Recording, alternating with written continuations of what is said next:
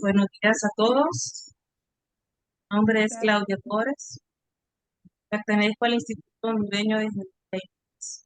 Para mí, gran honor darles la bienvenida a este webinar internacional sobre la preparación de muestras, etapa clave para la generación de la información. Este evento ha sido organizado por el ASHM, su mesa de expertos en geología. Tiene como objetivo principal profundizar en la importancia de una adecuada preparación de muestras para el análisis geológico. A lo largo del webinar, nuestros destacados expertos nos brindarán sus conocimientos y experiencias en esta área. Les invito a participar activamente en el evento, realizando preguntas a través del chat, donde al final de las exposiciones tendremos una sección de preguntas y respuestas. Antes de comenzar formalmente, quiero informarles que tenemos un traductor donde ustedes pueden escoger el idioma. Entonces, en la parte del icono más van a encontrar un icono de interpretación. Ustedes van a poder escoger el idioma. Vamos a empezar abriendo nuestro evento con las palabras de bienvenida de la Secretaria General del ASHM, Máster en Ciencias, Gracia Oliveira. Muchas gracias, Claudia. Buenos días, buenas tardes. En nombre de la Secretaría General y de la Junta Directiva de la Asociación de Servicios de Geología y Minería Iberoamericanos, quiero darles la bienvenida a este segundo webinar de la serie Información Geoquímica al Servicio de la Sociedad que ya iniciamos el año pasado. En esta ocasión, la temática gira en torno a la importancia de la preparación de muestras geoquímicas para la obtención de información. A lo largo del día de hoy y de mañana contaremos con la participación de expertos y expertas de diversas instituciones y regiones que compartirán sus conocimientos y avances en esta etapa clave del trabajo geoquímico. Esta labor es esencial para garantizar datos precisos y confiables que contribuyan tanto a la exploración y uso sostenible de nuestros recursos naturales como a la planificación del territorio y protección de la salud pública. Desde ASMI consideramos fundamental fortalecer el uso de estándares internacionales y buenas prácticas en la preparación de muestras, así como el intercambio de metodologías y la colaboración internacional, para avanzar hacia una armonización de procesos que beneficie a toda la comunidad científica y a la sociedad. Agradezco profundamente la presencia de nuestros ponentes invitados, a los miembros del grupo de expertos en geoquímica de ASMI por su dedicación y compromiso con los valores de nuestra comunidad y especialmente a las personas que han estado organizando el taller, a Claudia Torres del Instituto Hondureño de Geología y Minas, a María Joao del Laboratorio Nacional de Energía y Geología de Portugal y a Gloria Prieto, que sigue colaborando con nosotros. Ella es miembro del Programa Internacional de Geociencias de UNESCO y de la Comisión para la Línea de Base de Geoquímica Global de la IU. Agradezco también el interés y participación activa de todos los asistentes. Estoy segura de que este encuentro será una oportunidad valiosa para enriquecer nuestro trabajo y estrechar lazos de cooperación. Les doy la bienvenida y deseo mucho éxito en esta jornada y bueno, pues de trabajo y de aprendizaje conjunto.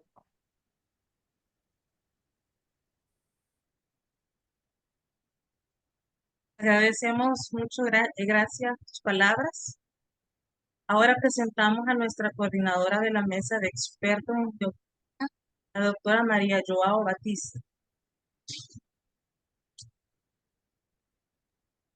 Good afternoon. I will speak in English to be more diverse the languages, and I would like to welcome all our distinctive guests for today and for tomorrow. And as Gracia said, this is the second webinar of this series, and we started this series of webinars in the sequence of the elaboration of our manual that is available for download in ASMI website, where the experience of our countries that represent the geochemistry expert group of ASME, which are countries from South and Central America and Iberian Peninsula.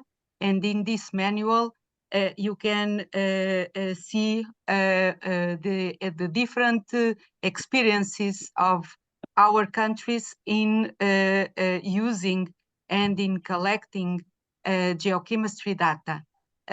All the steps are presented with the different experiences, and as Gracia said, we try to increase the quality by discussing all the subjects from sampling until data treatment. In this webinar, we will focus on sample preparation, which is a very important step of the geochemistry data acquisition. Many of our guests are very experienced in this subject, and we think that this webinar today and tomorrow will be very enriched in good knowledge and experience. And in this way, we will be able to transfer for the society better quality data. I welcome you all to these 2 days, and I think that's all. Muchas gracias, María Joao. A continuación, escucharán a la presidenta de la Unión Internacional de las Geociencias, UGS, la doctora Hasina Mouri. Thank you very much. Secretary General Gracia Olivenza, Claudia Torres, Maria Joao, dear colleagues from the Ibero-American Association of Geology and Mining Surveys, ladies and gentlemen, distinguished guests, dear colleagues and friends, a very good afternoon or morning to all of you. Hola.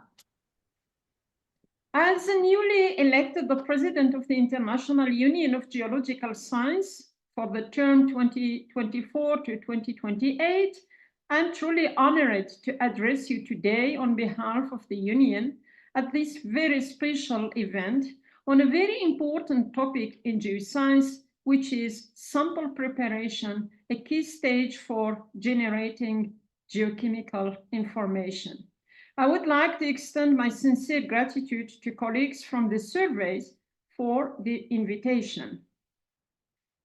In the era of global change, stimulated by many interlinked and complex geo-environmental issues that continue to affect the well-being of our communities and economic development, and in turn impact sustainable development, enhances poverty and inequalities, our role as geoscientists becomes even more crucial than ever. We have an important responsibility and task ahead of us. We must be more creative, innovative, and solution-driven in our approaches and methods of study to face and address such challenges. Today's challenges are complex and interconnected, demanding integrated research techniques, strategic methodologies, and approaches. Geochemical sampling is one of the very important and critical aspects of geoscience studies that are required to understand the composition and distribution of Earth's material.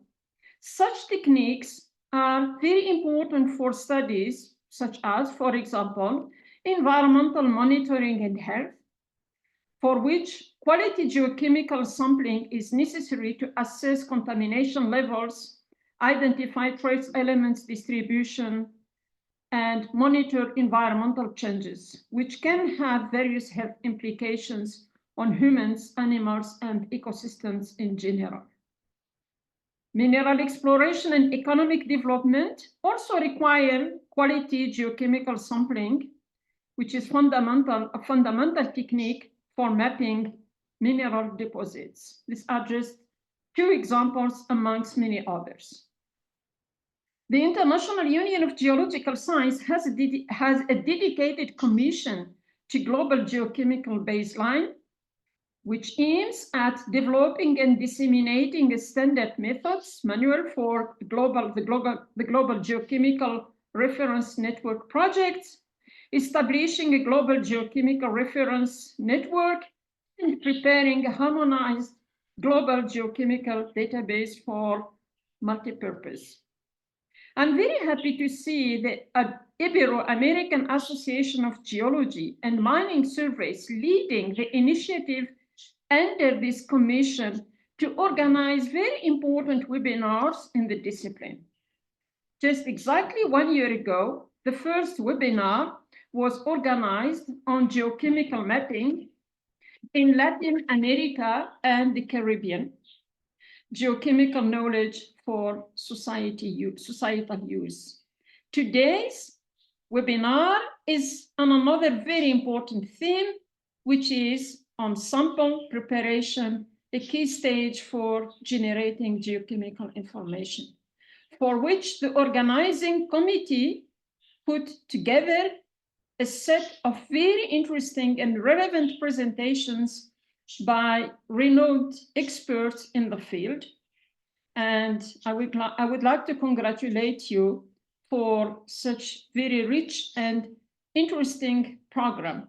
I had the privilege to attend a workshop organized by Dr. Alekos during the IGC event in South Korea at the end of August this year. And I was very impressed by the high quality of the training on sample collection and preparation for geochemical studies, which he presented. I was very happy to be part of the participants. I must say that even at my level, I really learned a lot from this experience. And I have no doubt that the participants to this webinar will learn as much. I'm very happy to see that he's one of the excellent speakers at today's event.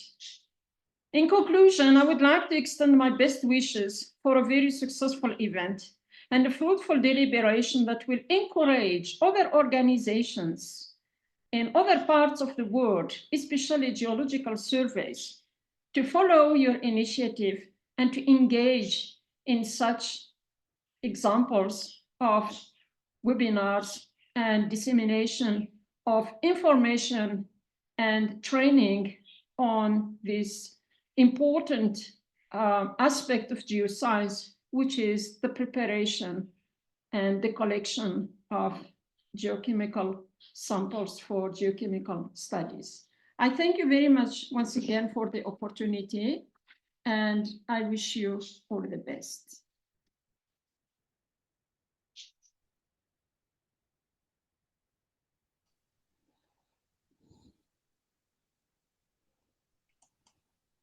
Thank you.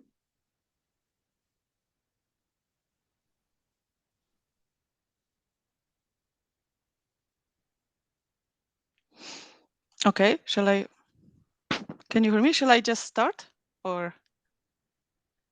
Yes, Sí, please. Ana, gracias Asina por tu intervención. Creo que Claudia tiene problemas de conexión. Sí, ¿Estás por ahí, Claudia? ya, hoy sí, ya. Sí, Ya. pues continúa. ¿Escuchan bien? Sí, te oímos. Sí, Claudia, adelante. Doctora Mauri, agradecemos su intervención. Estamos muy complacidos con su presencia. Nuestra siguiente expositora, representando desde Suiza a la Europeo Survey, la doctora Ana Landerberger. El tema, garantizar la calidad y trazabilidad de los datos del campo a la base de datos. Thank you. I will try to share the screen at the moment. I hope you can hear me.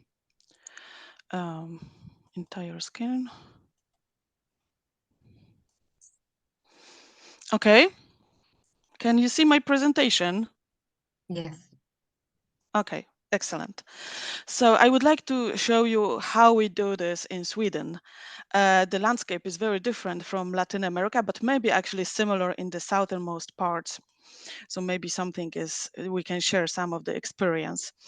Before we go to the sample preparation, I need to introduce you into our program. At the Geological Survey of Sweden, we have two major activities. One is geochemical mapping, mainly based on glacial deposits and sediments, but we also use other medias. And then we have our own laboratory with ICP-MS instrument, pH meter, which was accredited area for water and till. And now once we purchase a new instrument, we probably maybe apply again for accreditation.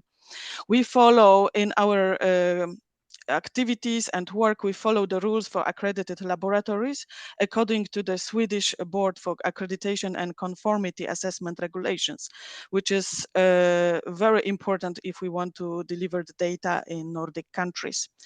At the moment, we are recovering from the cuts in personnel, so now we are 7 staff members, geochemists and lab chemists and technicians, which is really nice and hopeful for the future. So this is the presentation of our regional program. On the left side, you can see relatively high density mapping of till, which are glacial heterogeneous sediments covering more than 70% of the country. That's why we use this type of sediment. And of the right hand, this is the countrywide data set, which was published as a Geochemical Atlas of Sweden in 2014, which we often use as a reference database. So we dig holes by hand. We don't use any drill. So these are hand dug pits around between 0.6 to 1 meter deep, so we can reach sea horizon and fresh moraine, which is minerogenic material. In places where there is no till, we used to take a sediment with hand drill. We need to take into account ice direction, the transport, which was done by the glacier. The whole area was glaciated, and then the glaciers retreated, which influenced the sediment by melted waters. So deep moraines cover more than 70% of the Swedish land, and it can be very thick, up to 50 meters to the bedrock. So we have maps of that, so we can use it in our planning, planning our campaigns. But also there are some areas where the actually cover is very thin, so it varies a lot. And because we experienced a few glaciations, the till can be of different age and coming from different glaciation event. Unfortunately, during our campaign, we don't have control which till we actually sample. So we sample, of course, from the surface to the sea horizon. We follow a strict protocol for sampling and sample preparation. And every step is carefully documented in the form of logbooks, where every sample can be traced from the field protocol until actually archived report into the database, and even physical sample, which we archive in our physical archive. So everything is stored. We don't throw out any samples. So first, sampling, of course, it's very important. We used to use analog field protocols. You could see example of this protocol here. Now we are slowly moving to the digital era of field protocols, but we still rely on analog protocols due to difficult climate conditions, weather conditions, remote areas. We still actually have to do double. So this is an example of a hole or profile in boreal climate. It's called Podzol, and this gray area at the bottom, it's the fresh till. You can see exactly the color change, and it has a very special texture and feeling. It's actually not so difficult to recognize this in the field on average. So we even have a couple of movies when we employ young people, mainly master students, to our field campaigns. We have to train them first in the field so they know how to take the right samples, because the right sample is absolutely crucial. We don't want to have any other sediments, any lake sediments, any river sediments, and of course not a sand. This is our new project, ongoing project of the digitalization of our field protocols, where we can applications where we can directly save our data and have them in the cloud and use them once the campaign is ongoing. When we come back, when the samples are shipped or taken by cars to the survey, we actually do sample preparation ourselves at the moment. So we have to dry them. We puncture the plastic bags in order to let air moving inside. And then we use vacuum oven where we dry samples. We put them in, you see, a few 5 or 6 levels. And the samples are dried up to 60 degrees. This is the temperature. It's a sort of a compromise, so the process doesn't take a lot of time.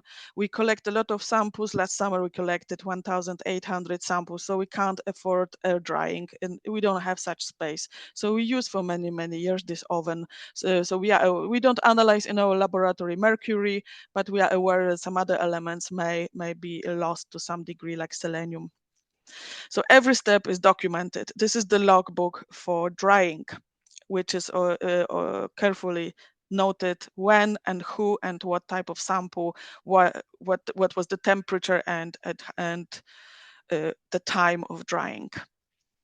Then the samples are proceed to sieving, and we sieve into 3 fractions: below 63 micrometers, between 63 micrometers and 2 millimeters, and above 2 millimeters. For analytical work, we use the fine fraction below 63 microns because what we don't want to crush the samples. So we want to have monomineral fraction of the material, and many studies have shown before that this is the fraction which can be used, and some countries actually use this fraction more or less, or 60 microns. This is our new setup. We have a new shaking table that works quite fast, but still a lot of work for this amount of samples. So we are still sieving after field campaign, which finished in August. So we are finishing maybe in 2-3 weeks the sieving for this year campaign. And this is the logbook. Then the samples are proceed to weighing, and we use 3 methods. We measure pH. We weigh samples for nitric acid digestion and aqua regia. And this step is also documented. Then samples are randomized. We always analyze our apart from pH, we analyze our samples randomized. During the randomization, we insert our in-house standard, which we use for maybe 20 years now. So we know exactly how it behaves, what is the composition, and it's a blind sample which is inserted with different names. So the lab chemist doesn't know where is this standard located. And then you can see this is what happens if we plot samples in a sampling order. Yeah, this pink group at the end, this is the in-house standard. You see that the variation is it has a trend. There is then if we use the randomized sample, then we have a very nice distribution of data. So we avoid the systematic variation coming from the sampling and geographic distribution of the samples. So this is the methods we use. We leach samples on the hot plate. Now we have a new instrument, Thermo Fisher ICP quadrupole. You can see in the middle, and on the right side, my colleague is measuring pH also in-house. All the steps are documented, and for the leaching we also have logbooks. After we acquire the results, we do the quality control. We do field repeats, which is a big sample taken in the field and then homogenized or mixed up in the field and then split into 2 bags and blindly inserted into the process. So we can compare at the end the data. When everything is ready, when we don't need anymore the physical samples for example, for reruns due to some analytical problems, we send the samples to our archive and everything is stored. In the case we want to rerun the samples or the new methods develop, and this is the case maybe in 2 years. When you see on the right-hand map, the yellow crowd of samples, these are the analytical results from our old instrument from more than 15 years ago, where some rare earth elements are missing, some trace metals are missing because of the state of art at the time, but we have all physical samples and we want to rerun them so the gaps can be filled and we have a homogeneous data set for remaining area complementing the modern methods. I am also playing a role of internal revisor, it's called. We do internal revisions at least once per year. And the revision is divided in 2 parts. Horizontal revision, which goes through the whole system, all documents, instructions, chemicals, if everything is in order. And vertical revision is about tracing traceability. So it looks like that I pick blindly a sample from the database, from the final stage, and then I have to trace it back through all the steps up to the field protocol and even physical sample, which is in the archive. And if I can find every step, then it's good. If I don't find, and sometimes we don't find because some, maybe especially in older data, of course, we have a lot of gaps. But since at least 10 years, I would say we have very good traceability and we do this internal revision every year. And I would recommend it because it's a very good way of organizing things in the lab and in the project. And everybody is aware where things are, when they can be found. When we discover a mistake in the middle of the process, we can always go back. So when all these data are in place and they are quality control confirmed, then we can use them in our reports and interpretations. Here's an example of our project from northern Sweden, including polar areas. That's why it was called Barents project, which was finished some years ago and published. So thank you for your attention. Any questions?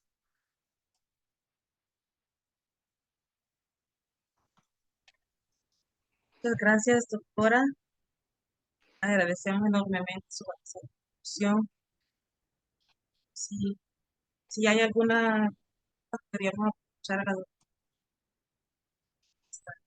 doctora. Dr. Alekos is trying to make some comment. Yes, I would like to make a comment.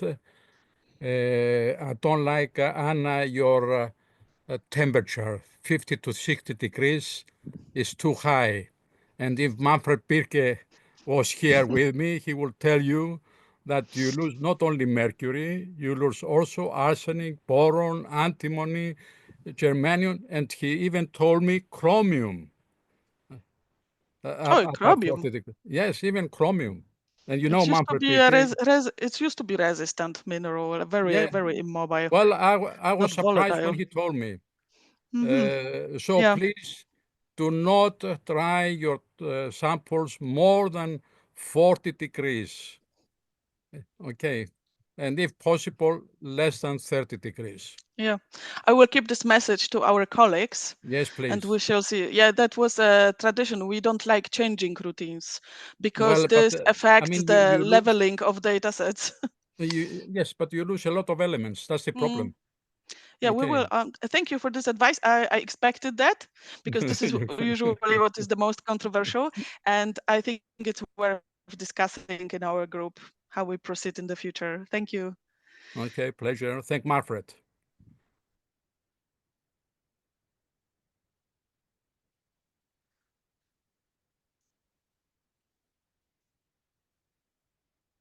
Yeah.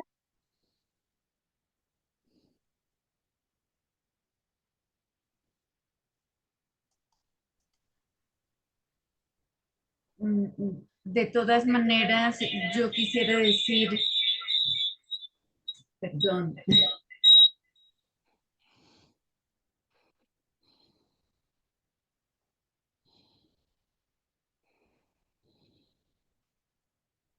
Quisiera decir a todos que al final puede haber una sesión de discusión para poder seguir con la agenda. O sea, son protocolos de preparación que pueden dar lugar a discusiones y al final de la sesión vamos a tener una discusión de acuerdo a la utilización de los datos. Cada uno de los que están presentando tienen una experiencia y al final, doctora Lecos, puede ser dada una discusión un poco más extensa. Gracias. Sí, ahorita tenemos un descanso de 5 minutos. Regresaremos a escuchar la siguiente ponencia.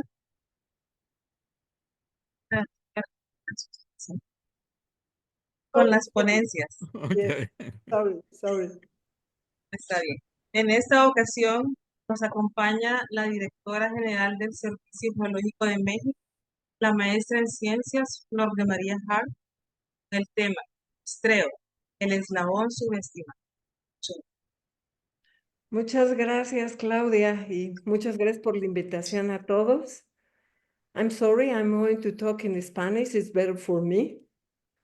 And I'm going to share the presentation, or if you, I cannot share. Oh, sí.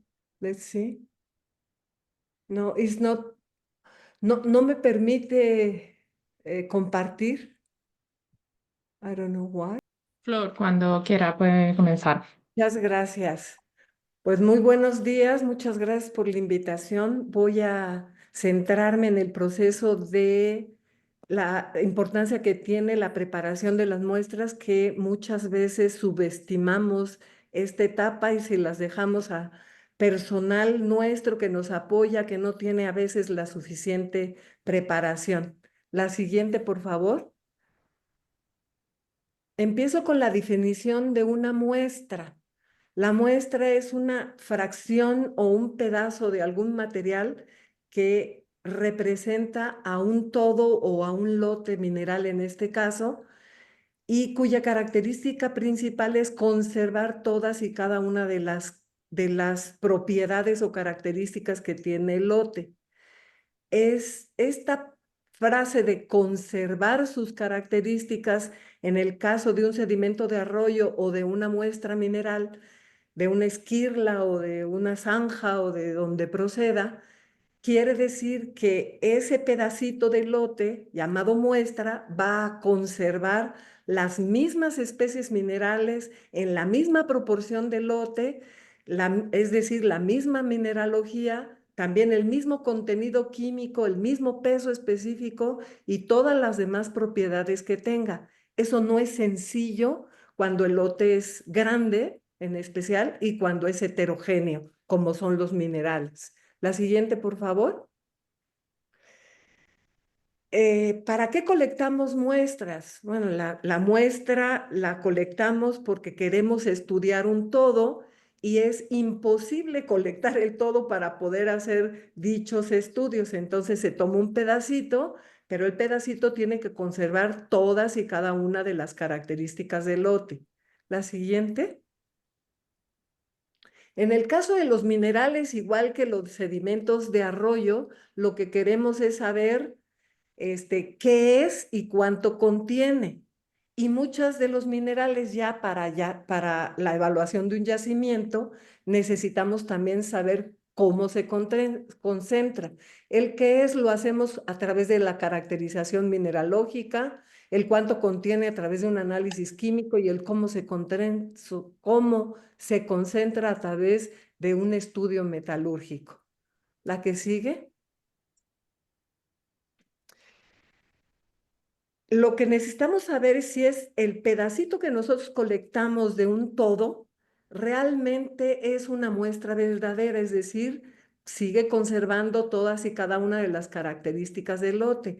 Y entonces, en las figuras, lo que intento presentar es una muestra original en la parte izquierda y una muestra ya reducida de tamaño en la parte derecha. A simple vista, pues podríamos decir que efectivamente representa y procede del lote porque conserva los mismos colores más o menos en la primera de ellas y en el segundo igual, a pesar de que la reducción de tamaño fue hecha. Pero en realidad no estamos seguros si realmente conserva todas y cada una de las características. La que sigue. Hablo de los lotes homogéneos y heterogéneos. Los lotes homogéneos, como la sangre o un helado de un solo sabor, es muy fácil tomar una muestra y que conserve todas y cada una de las características, porque esa homogeneidad o uniformidad que tiene el lote nos facilita la extracción de una muestra representativa. Pero cuando en el ejemplo de abajo el lote tiene muchos colores, sabores y diferentes características, el colectar una muestra de este lote heterogéneo ya no es tan sencillo. La siguiente. Y si algo es heterogéneo, pues son las muestras minerales, desafortunadamente, para el caso nuestro.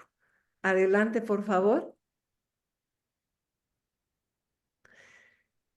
La representatividad de una muestra, como decíamos, es que conserve cada una de las características de un lote. Entonces tiene que ser como el mejor representante de ese lote. Entonces puse un ejemplito para México, por supuesto, que las tres mujercitas que son hermosas, pues una japonesa no nos podría representar porque ningún mexicano tenemos los ojos rasgados o la mayoría de ellos, ni tampoco somos güeras de ojo azul, por lo tanto la del centro nos representa mejor, pero eso es muy fácil de verlo, ¿no? Porque pues son características sencillas de distinguir que a simple vista puedes darte cuenta si es o no un buen representante. Pero en el caso de los minerales es mucho más complicado. Adelante, por favor. Entonces, para colectar una muestra mineral, llámese sedimento, esquirla o un producto metalúrgico, no es suficiente con la simple vista o el sentido común, hay que conocer muchas de las reglas. Adelante. Y las reglas que se necesitan conocer son muchas para que realmente una muestra sea representativa. Aquí hay un ejemplo de un minero tratando de tomar de un lote una muestra y bueno, en México, no sé si muchos países latinoamericanos jugamos con esto de niños de Tin Marín de Dopingüe, que casualmente es una de las características que debe de tener una muestra representativa, que es la aleatoriedad que vamos a ver más adelante. La que sigue, por favor. ¿Por qué es importante colectar una buena muestra? Porque las muestras las vamos a estudiar, sus características, la ley, la mineralogía, su gravedad específica, y a través de esas características vamos a tomar decisiones. Si la muestra está errónea, la información de sus características será errónea y la decisión que tomemos sobre esas características también será errónea. Entonces, si el primer eslabón de la cadena es la colección y la preparación de una muestra, tendríamos que ponerle mucho más atención a esta etapa del proceso. La que sigue, por favor.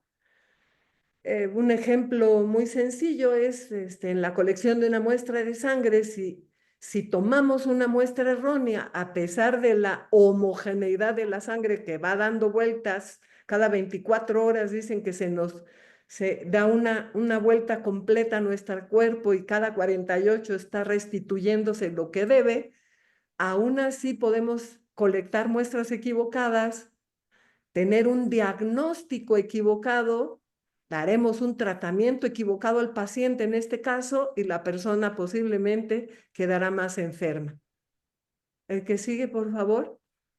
En el caso de los minerales, una muestra errónea, si necesitamos saber, en este caso solo puse oro plata, pero si necesitamos saber cualquier otro contenido, si la muestra es errónea, las características serán erróneas, por lo tanto, una de sus características es el contenido químico. Si está erróneo, vamos y decimos que sí hay lo que queremos que haya, vamos a invertir una gran cantidad de dinero en donde no valía la pena hacerlo. Y al revés, si nos equivocamos diciendo que no cuando sí había, vamos a desechar un proyecto donde deberíamos de haber invertido. Por lo tanto, una decisión errónea sobre una muestra errónea nos va a generar costos muy elevados. Adelante.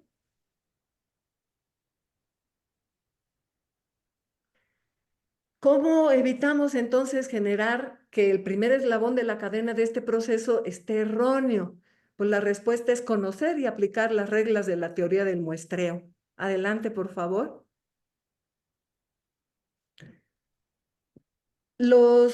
Cuando se envía a un laboratorio una muestra y los resultados no están acorde a lo que, por ejemplo, la persona que colectó, el geólogo que colectó la muestra, no le coincide, empieza a desconfiar de los resultados que emite un laboratorio de caracterización o de contenido químico. Pero hay muchas posibles fuentes de error que a veces no estamos considerando. La colección en campo, en mina o en planta, es uno de ellos y es el primer eslabón de esta cadena de muestreo, ¿no? Después necesitamos someterla a un proceso para generar fracciones representativas para enviarlas al laboratorio. Segundo etapa del muestreo que puede generar un error.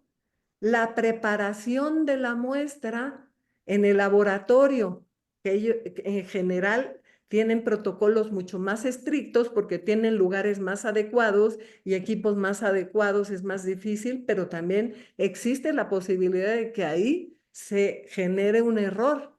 Y por supuesto, los análisis químicos o la caracterización o los estudios para los que se haya mandado, pues también tiene una fuente de error. Pero normalmente nos centramos en que el número 4 es la única fuente de error y hay 3 adicionales que tenemos que considerar. Adelante, por favor. ¿Cuáles son los factores que afectan a la posibilidad de que la colección y preparación de una muestra pueda ser errónea? La principal característica es la heterogeneidad que tienen las muestras minerales y pues puede ser mineralogías variadas, tamaños de partícula variados, ley, peso específico, forma, textura, dureza y muchas más, en donde la mineralogía es el factor que mayor impacta en la heterogeneidad de una muestra mineral.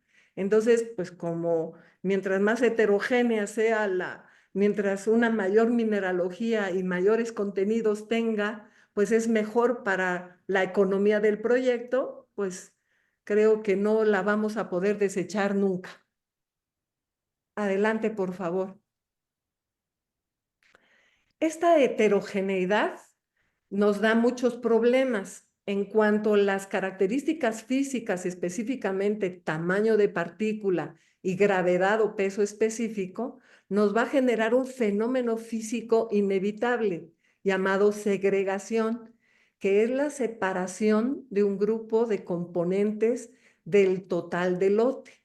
Entonces aquí hay unas figuritas en donde, pues al lado izquierdo, la primera nos muestra una homogeneidad perfecta. Normalmente eso no existe y nos vamos al caso del centro y la segregación máxima. Aquí lo que yo quisiera comentar es que cuando vamos a campo y regresamos hacia nuestro campamento a preparar las muestras, la vibración que produce el vehículo hace que esta segregación máxima se genere, porque va haciendo una especie de concentración gravimétrica del material. Por lo tanto, vamos a tener que romper esta segregación a la hora del proceso de la preparación. Adelante, por favor. Aquí también se muestran lotes en donde hay una segregación natural. Si hacemos conos o apilamos un mineral, normalmente las partículas pesadas se van a ir hacia abajo y las ligeras van a quedar distribuidas como lo muestra esta figura del lado izquierdo. Quisiéramos tenerla sin segregación como ideal, pero es difícil, pero nos podemos acercar a través de un proceso de homogeneización que vamos a ver. Adelante, por favor. ¿Cuáles las etapas ideales antes del envío de una muestra o de una fracción representativa hacia el laboratorio? La teoría del muestreo dice, ve a campo, toma especímenes, hazles análisis químico y caracterización mineralógica, aquí me faltó, perdón, y a través de los datos que tú tengas de esos especímenes que todavía no se llaman muestras, determina la cantidad de masa que necesitas para el lote que vas a hacer y esos cálculos te van a decir cómo vas a poder muestrear. Hasta entonces, vete nuevamente a campo a hacer la colección de la muestra para después, en el caso de las esquirlas, reduce tamaño. En el caso de los sedimentos de arroyo, críbalos, homogenízalos, haz la partición y entonces envía la fracción representativa hacia el laboratorio. Creo que esta parte, gracias, no las hacemos. Sí, la que sigue. Ni hacemos la colección de los especímenes, no los mandamos al laboratorio a conocer sus características, menos hacemos unos cálculos para el programa de muestreo y aún en el proceso ya meramente de la preparación, después de la colección, difícilmente reducimos de tamaño en campo. Así hacemos el cribado en campo de los sedimentos de arroyo, pero tampoco a veces tenemos un proceso estricto de homogenización para la partición, que a veces simplemente lo hacemos como podemos en campo. También es muy escaso que tenga un protocolo que sea estricto, y entonces decimos que mandamos una fracción representativa al laboratorio y por eso a veces no coincide lo que el laboratorio emite con lo que estamos viendo o esperando por las características observadas en el campo. Adelante, por favor. Entonces, voy a iniciar con este proceso que es la colección de muestras. No me voy a detener en la colección, sino en la preparación. Existen diferentes maneras. Si son esquirlas, adelante, por favor. Si son esquirlas, pues hay muchos métodos, que si la beta, que si las zanjas, que si en mina, que si en planta. Colectamos las muestras de sedimentos de arroyo en estos recovecos que hacen que avienten los sedimentos, las arcillas, y todos conocemos cómo hacerlo. Adelante, por favor. No me detengo en esta etapa. Adelante. Y nos vamos hacia el proceso de la preparación de muestras. Una vez colectada la muestra, si es esquirla, tengo que reducir de tamaño. Si es un sedimento de arroyo, lo tengo que cribar. Bueno, antes, tanto las esquirlas como los sedimentos de arroyo, en el laboratorio y en el campo, tendría que ponerlos a secar o al sol, que se tarda más, o a menos 40 grados para evitar la pérdida de los elementos, que yo no tenía todos los elementos que tenía el doctor Alecos, que mencionó. Teníamos el boro, el cromo, el antimonio, el mercurio y algunos otros, derivado de pruebas que se habían hecho en sedimentos de arroyo y en esquirlas, que son los que más se nos perdieron, arriba de los 80 grados que antes teníamos como la temperatura idónea.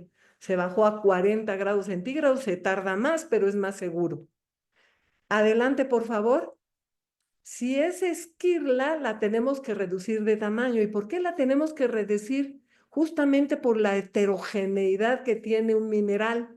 El sedimento de arroyo, afortunadamente, es mucho menos heterogéneo, pero si es una muestra de esquirla, la tenemos que reducir de tamaño para hacer que las partículas que son tan diferentes en la muestra original se empiecen a parecer.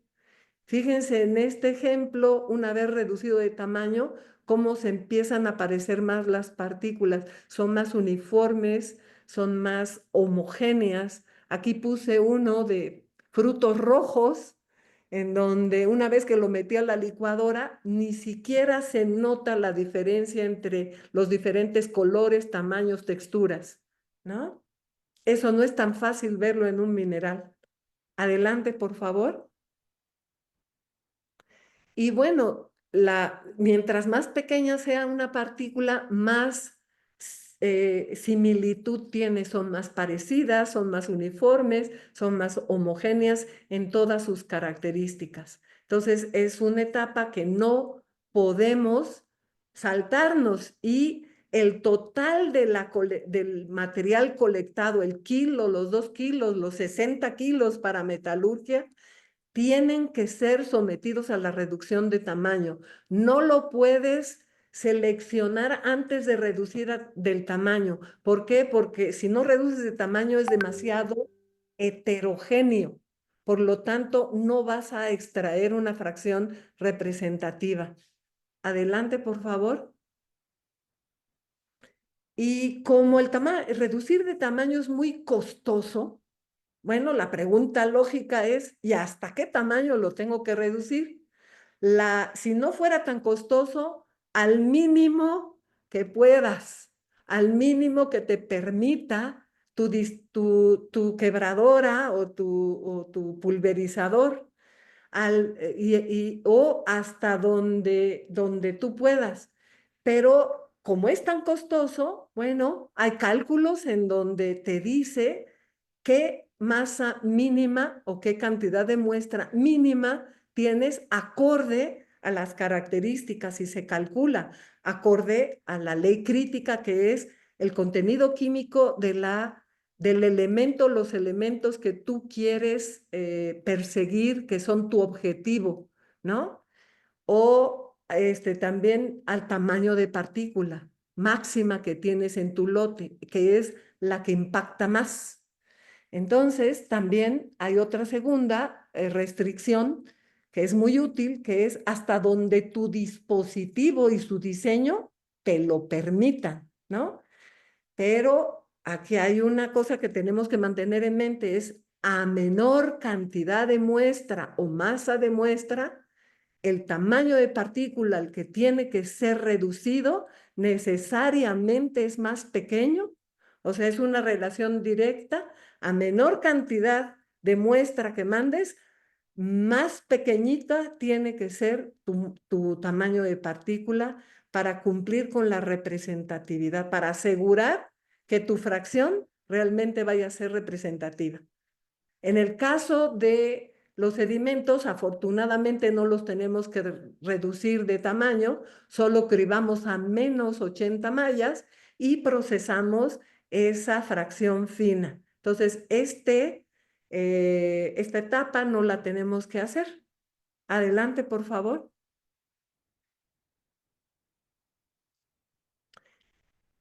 Sí, una vez que tenemos reducido el tamaño, nos vamos a la etapa de homogeneización. Adelante, por favor. Y hay métodos manuales y hay métodos automatizados o con ayuda de algún dispositivo. Entonces, lo que necesitamos es, ya se parecen un poquito más las partículas al haber reducido de tamaño. Sin embargo, hay una segregación de partículas por las diferencias en los tamaños grandes, pues pesan más que los tamaños pequeños, las partículas de tamaño pequeño. Y las que tienen minerales de gravedad específica, grandes, medianos y pequeños, pues su peso es diferente. Y eso nos va a causar una segregación.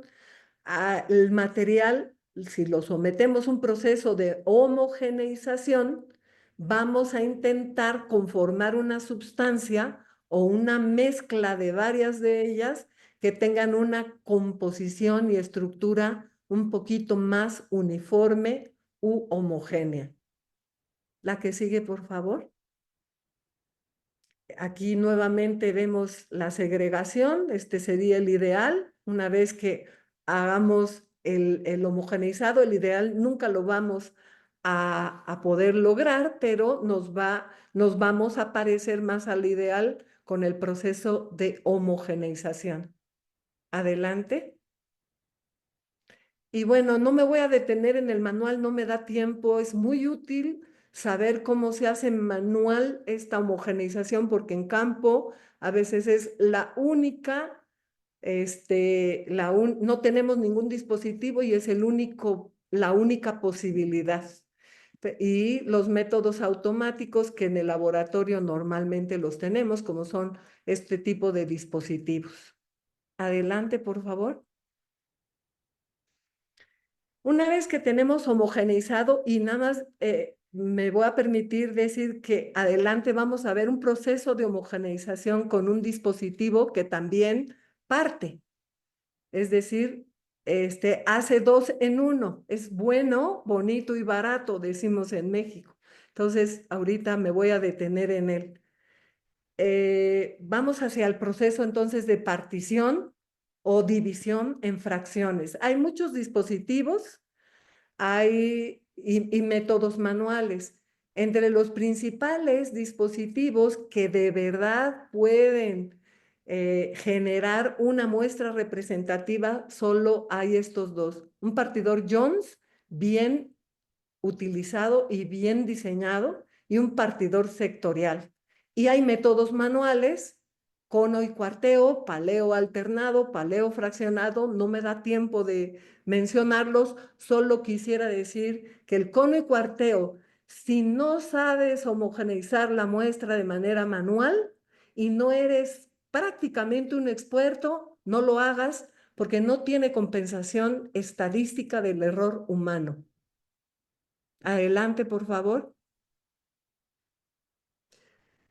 Este proceso de partición, una vez que se ha reducido el tamaño y homogeneizado, lo que permitirá es hacer de un lote varias fracciones, 1, 2, 3, 5, las que sean necesarias. Aquí puse algo que en México a lo mejor es el único sentido, sorullo. El lote es el papá, el sorullo es aquel hijo que no es tu hijo, pero te lo presentan como tu hijo. Es decir, no tiene tus características en el caso del mineral, pero va a ser muy difícil que lo sepas, porque pareciera que son iguales y no lo son. Adelante, por favor. ¿Qué características tienen que tener los métodos manuales y los dispositivos, sobre todo en este proceso de partición? Deben de ser métodos probabilísticos, es decir, que tengan la característica aleatoria, y ahorita lo vamos a ver, y equiprobable, es decir, aleatoria no está definida ninguna de estas muestras como la muestra que voy a seleccionar. Lo voy a hacer al azar, ¿sí? Y la equiprobable es decir, darle oportunidad a cualquiera de estas muestras de que sea seleccionada. Entonces, todas tienen la misma probabilidad de ser seleccionada como la muestra enviada al laboratorio. Solo así, y con todo este protocolo, pueden ser muestras representativas del lote y además equivalentes entre sí. Estos métodos probabilísticos y con estos protocolos, cualquiera de estas muestras es representativa y puedes guardar cualquiera como testigo y te van a dar los mismos resultados que la que hayas seleccionado a través de la aleatoriedad que te dan los métodos. Adelante, por favor. Cono y cuarteo, que casi todo el mundo lo conocemos, yo no lo recomiendo. Hemos hecho muchas pruebas en los laboratorios del Servicio Geológico y solamente una persona demasiado cuidadosa y con muy buenas prácticas puede dar fracciones equivalentes entre sí y representativas del lote.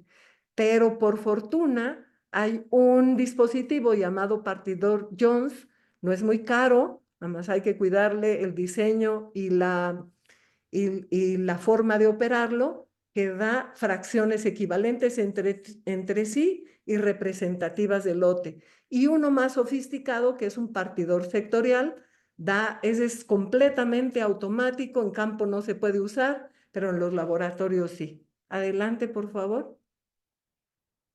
Vamos con el partidor Jones o partidor de rifles. Vamos a ver sus reglas de diseño porque desafortunadamente lo que hemos visto es que el mercado vende este tipo de partidores sin las reglas de diseño correctas. Entonces, ¿cuáles son estas reglas de diseño? El partidor tiene que ser de un material muy liso y resistente a la abrasión. Normalmente los venden de acero inoxidable y eso sí lo cumplen.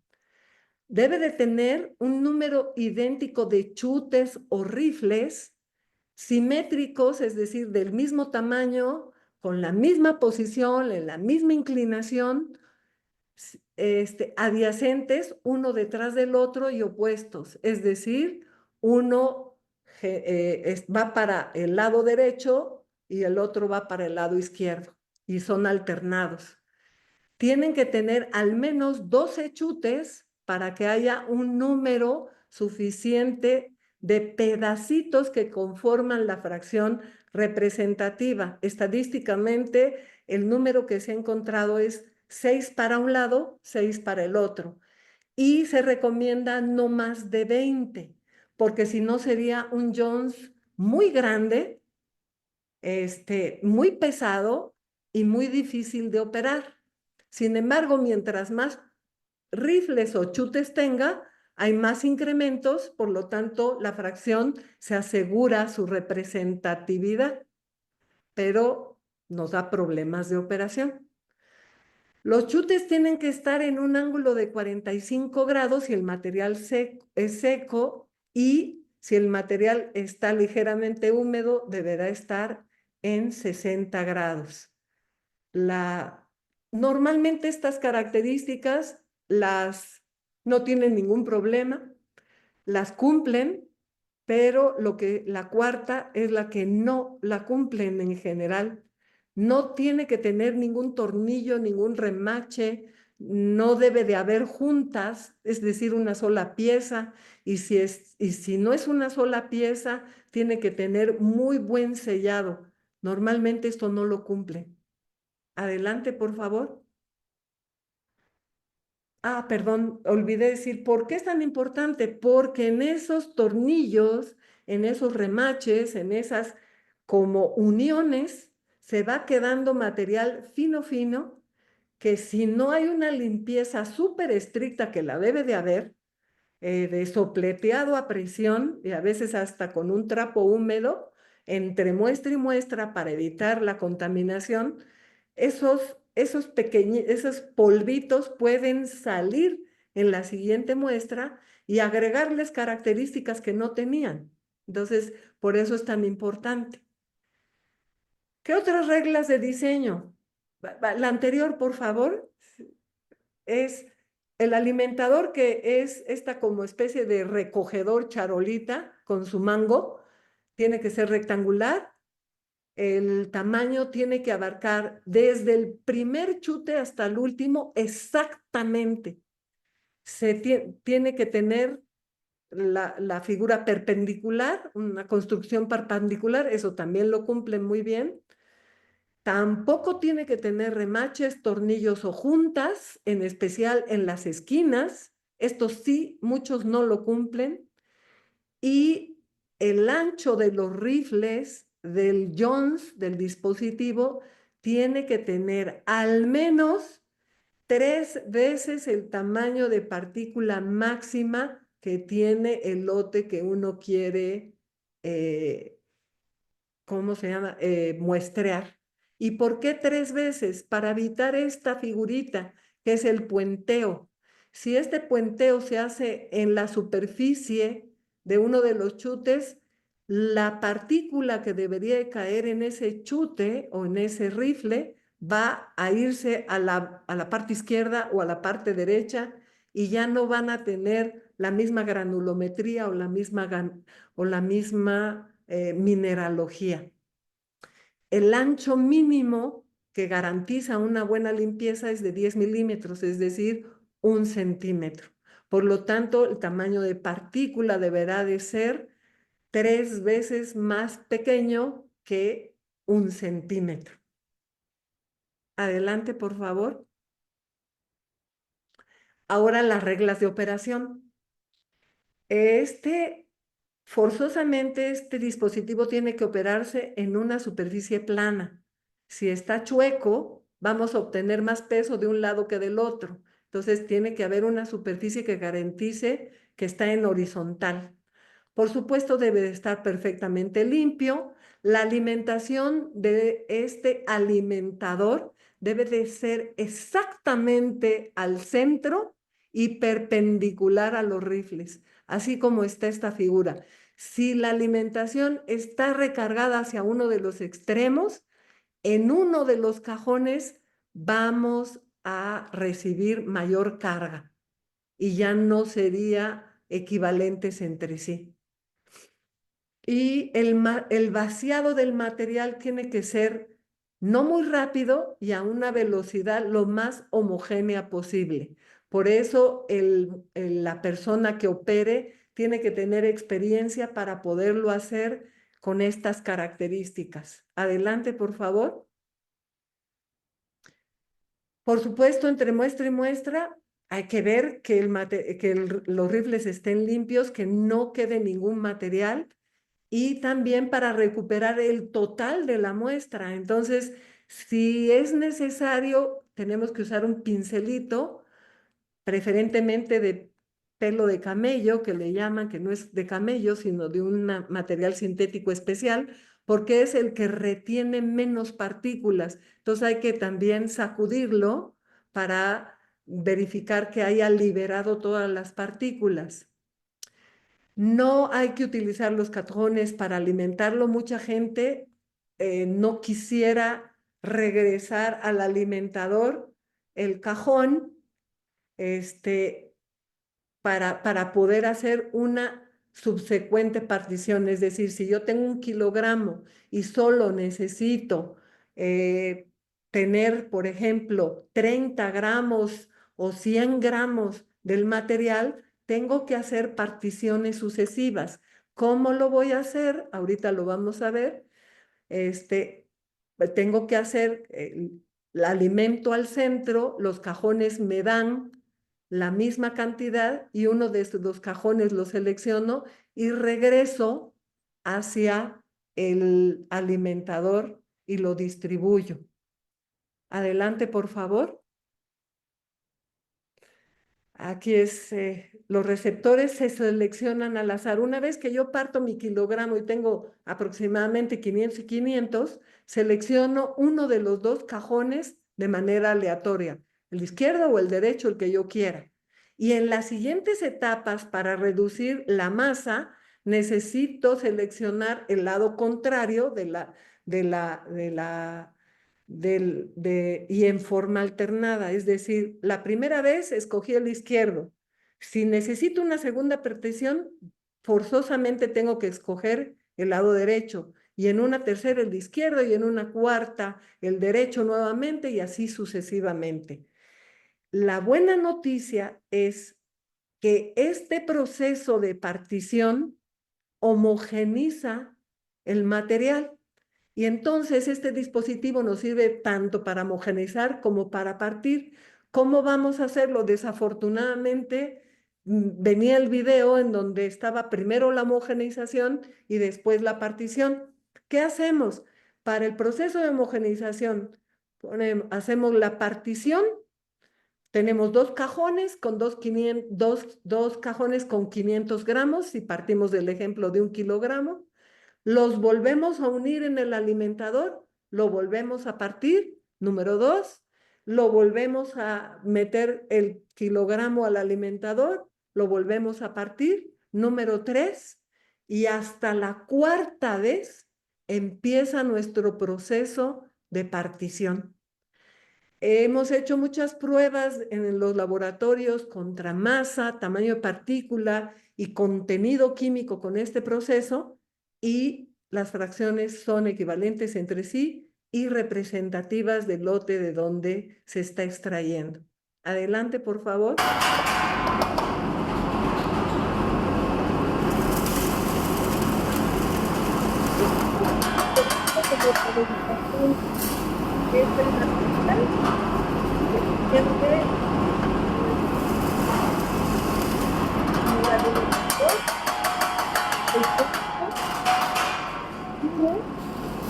La primera taza, los dos cajones de segunda corona, tratando de hacer posiciones y alimentando las frutas. Luego el centro de la dos, vuelve a hacer posiciones.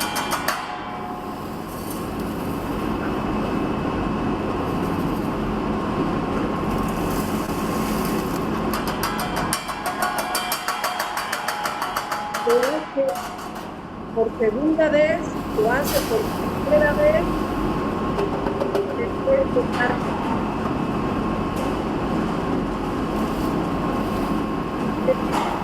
Sobre un fondo que alimenta en la punta de la para intentar que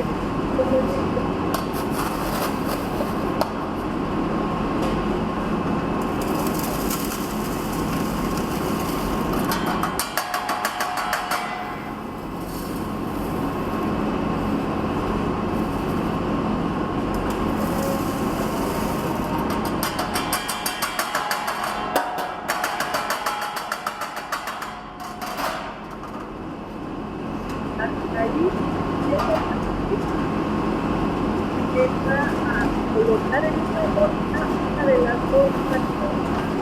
Este va a ser el testigo del campo que no selecciono como testigo, será aquel que seguirá haciendo la partición tantas veces como requiera hasta llegar a la masa o cantidad de material estimado, el que requiera para el proceso que sigue en el laboratorio.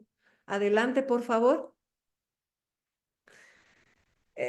Algo que afortunadamente tienen los minerales y la mayoría de los fenómenos físicos y químicos es que con un número suficiente de experimentos, la distribución en tamaño de partícula, en ley, lo va haciendo como una distribución normal, es decir, con una campana bastante bien definida. Desafortunadamente para los minerales, esta campana se da cuando el número es muy grande, muy grande de muestras, ¿no? Por eso es tan difícil definir los modelos de un yacimiento mineral. Adelante, por favor. Aquí vemos cómo a través de un número mayor de experimentos, las curvas se van pareciendo más a una campana de Gauss. Mientras más experimentos haya, mayor parecido el fenómeno que nos está dando hacia una campana de gas. Es decir, también en el caso del muestreo, mientras más incrementos conformen a una muestra, mayor será su representatividad porque más se va a parecer a la campana de Gauss. Entonces, no escatimemos en el número de veces que tengamos, en el número de chutes que tenga nuestro dispositivo, en el número de etapas de homogeneización, porque nos va a garantizar la representatividad de la muestra. Adelante, por favor. Y aquí están algunos resultados de alguien que sabe operar un Jones y que puso también la misma muestra en el RECH, un dispositivo totalmente manual como el que acabamos de ver y uno totalmente automático. Y entonces aquí están los pesos. En el Jones bien operado, pues son 18,5 la masa y 18,5 la masa en los dos cajones al final de este proceso de homogeneización y partición. Salió increíblemente más exacto que el partidor automático, pero se podrían haber volteado los números y no pasa nada, están muy cercanos, ¿no? Hicimos la granulometría de este sedimento de arroyo y las fracciones también se parecen bastante, ¿no? Y el RECH lo mismo.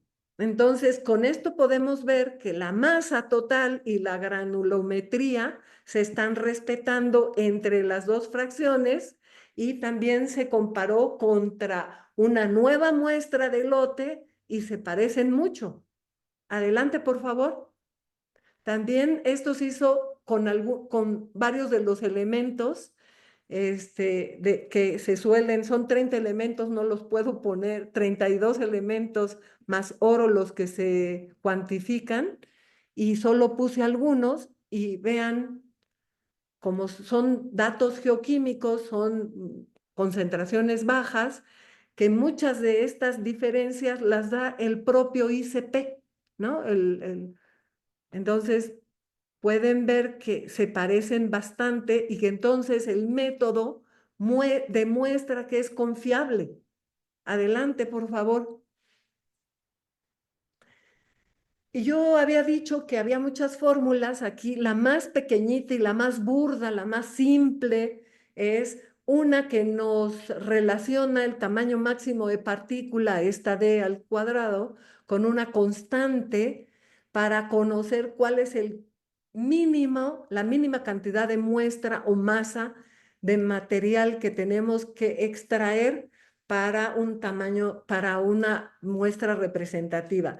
Estos valores de K son definidos por la teoría del muestreo y para problemas comunes es 125,000, es la más relajada de todas.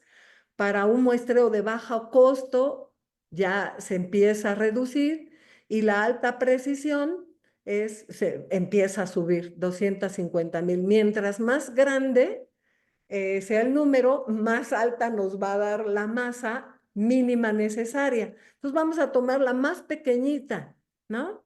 Y vamos a ver cómo en campo nosotros colectamos muestras que son muy pequeñas en comparación de lo que deberíamos de haber tomado. En este sentido, el tamaño máximo de partícula lo estoy poniendo en 1 centímetro, a veces es mucho más grande, lo que colectamos en muestras, sobre todo en esquirla, y nos da 60 kilos. La masa mínima de una esquirla a 1 centímetro como tamaño máximo de partícula son 60 kilos. Nadie manda 60 kilos. Por lo tanto, hay que reducirlo en el campo con una quebradorcita de las que son portátiles y llevarnos un Jones para hacer el proceso de partición en campo.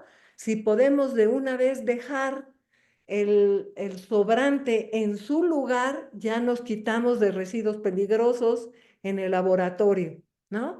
Ahora, la buena noticia es que este tamaño de partícula en un sedimento de arroyo es muy pequeño, por lo tanto, las masas que se tienen que colectar son mucho más pequeñas. Con medio kilogramo es más que suficiente.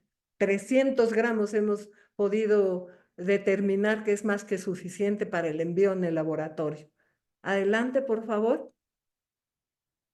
Y por supuesto hay algunas fórmulas mucho más complicadas que relacionan el tamaño de partícula con la masa mínima de la muestra, pero ya meten, además del tamaño de partícula, factores mineralógicos, leyes del componente que necesita, la forma, la textura, el error que tenemos, que podemos nosotros aceptar como los dueños de la muestra, es decir, la variación analítica, y entonces nos dará el peso mínimo de muestra. Son estas dos y son muy útiles también. Adelante, por favor. Y aquí hay una gráfica muy útil que se puede hacer para cada tipo de yacimiento mineral. Esta línea inclinada se calcula, no me da tiempo de decir cómo, pero nos presenta algo de que si en campo estamos colectando una muestra que más o menos de 5 kilogramos, en campo, antes de partirla, antes de dividirla, tendríamos que hacer que pase su proceso de reducción de tamaño hasta que cruce esta línea inclinada, es decir, el tamaño mínimo al que tengo que reducir va a ser como de 0.2 centímetros. Eso difícilmente lo hacemos en campo, ¿verdad? Y vuelve a tocar la muestra y se vuelve a separar de la línea inclinada y volvemos a reducir a 0.09 y volvemos a reducir y volvemos a tocar hasta que llega más o menos a 100 mallas. Esta es nuestra línea de seguridad para muestras de esquirlas, para ponerlas al menos a 100 mallas. Y entonces nos da el proceso de reducción de tamaño mínimo para tener una muestra completamente representativa. Adelante, por favor. Y bueno, solo quiero poner en contexto la dificultad del oro nativo. De repente dicen, pero si yo vi que estaban concentrando ahí en el río, con un método gravimétrico vimos los pedacitos de oro nativo y el laboratorio no me dio nada, no sirve ese laboratorio. El oro nativo no se rige por una distribución normal, se rige por Poisson. No pretendería explicarlo, simplemente voy a dar un ejemplo. A partir de una muestra de 1 kilogramo que ya está a menos 100 mallas, y en ella hay 2 partículas de oro nativo, un laboratorio va a tener que colectar o dividir, extraer una fracción representativa de al menos 30 gramos. A ver, lo hacemos con 50 gramos para mejorar la representatividad de un análisis de oro-plata por fusión, copelación, absorción atómica. Entonces, estos 30 gramos le puse los cálculos de cuál sería la probabilidad de que encontráramos las partículas de oro nativo en esos 30 gramos. Adelante, por favor. Y aquí está la probabilidad. El laboratorio con una muestra de 30 gramos, aun cuando el laboratorio tenga un protocolo estricto como el que acabamos de decir, va a tener un 94.17% de probabilidad de no encontrar ninguna de esas 2 partículas. El 5.65% de probabilidad va a encontrar una de ellas y las 2, el 0.169. Entonces, no es cuestión de un mal protocolo, sino de la dificultad del oro nativo. Por eso, para un análisis químico de oro nativo es indispensable no hacer un muestreo como este, partiendo de 1 kilogramo, 2, 5, sino de una fracción de 1 metro de profundidad, 1 metro de largo, 1 metro de ancho, y hacer un proceso de concentración gravimétrica y entonces hacer el análisis. Y ahora sí saldrá. Adelante, por favor. Las conclusiones.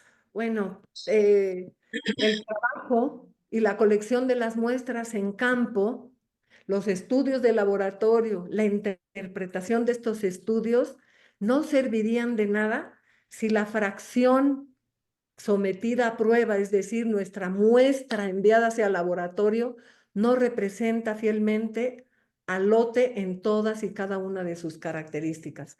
Las decisiones que vamos a tomar no van a ser válidas, no vamos a definir bien los contenidos de un sedimento y no vamos a poderlo procesar estadísticamente correcto, aun cuando el proceso sea impecable. O sea, las etapas posteriores a la preparación de la muestra, el laboratorio puede ser impecable y la interpretación de los datos puede ser impecable, serán inútiles si la muestra no fue representativa, ¿no? Entonces, como un laboratorio también solo estima la verdad de la muestra de lo que están, es decir, no puede garantizar el 100% de las características, no se puede tomar decisiones sobre unas cuantas muestras. Entonces, los que colectan muestras hay que aumentarle el número de muestras para que los resultados tiendan hacia la distribución normal y ahora sí nos acerquemos un poquito más a la verdad. Adelante, por favor.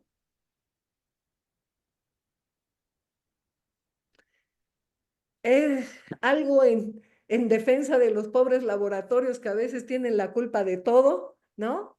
Siempre un laboratorio, sobre todo el que está acreditado, nos obligan a que la incertidumbre de las mediciones sea calculada y sea controlada, ¿no?